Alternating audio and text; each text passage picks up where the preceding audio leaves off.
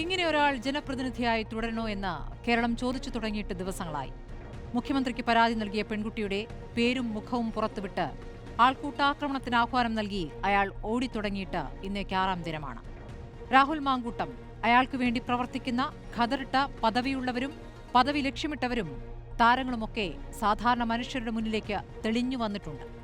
ഇതിനിടയിലാണ് ബംഗളൂരുവിൽ നിന്നൊരു 23-കാരിയുടെ മെയിൽ പാർട്ടി നേതൃത്വത്തിന് വന്നിരിക്കുന്നത്. പെൺകുട്ടികളിലേക്ക് എത്തുന്നതിന് രാഹുൽ മാങ്കൂട്ടത്തിനുള്ള സ്ഥിരം രീതി ഈ കത്തിലും വ്യക്തമാവുകയാണ്. വിവാഹ വാഗ്ദാനം, കുടുംബത്തെ അറിയിക്കൽ, ഒടുവിൽ കൂടിക്കാഴ്ച. ഭയപ്പെടുത്തുന്ന വിശദാംശങ്ങളിൽ ഗർഭിണിയാക്കൽ എന്ന സ്ഥിരം പാറ്റേൺ ഇവിടെയും കാണാം. നടന്നത് ബലാത്സംഗം എന്ന പെൺകുട്ടി പറയുമ്പോൾ പോലീസിൽ പരാതിപ്പെടാൻ ധൈര്യമില്ല എന്നുകൂടിയാണ് അവൾ കൂട്ടിച്ചേർക്കുന്നത്. ആദ്യം പരാതിപ്പെട്ടവൾ കടന്നുപോയ സാഹചര്യം എന്തു ധൈര്യം നൽകാനാണ്? രാഹുൽ എന്ന പെൺവേട്ടക്കാരനു വേണ്ടി അതേ പേരിലൊരാൾ പച്ചവെള്ളം കുടിച്ച് ജയിലിൽ കഴിയുന്നുണ്ട്. പട്ടിണി അയാൾക്ക് നേർബുദ്ധി തോന്നിക്കട്ടെ. രാഹുൽ എന്ന മറ്റൊരു പേരിലാണ് പ്രതീക്ഷ.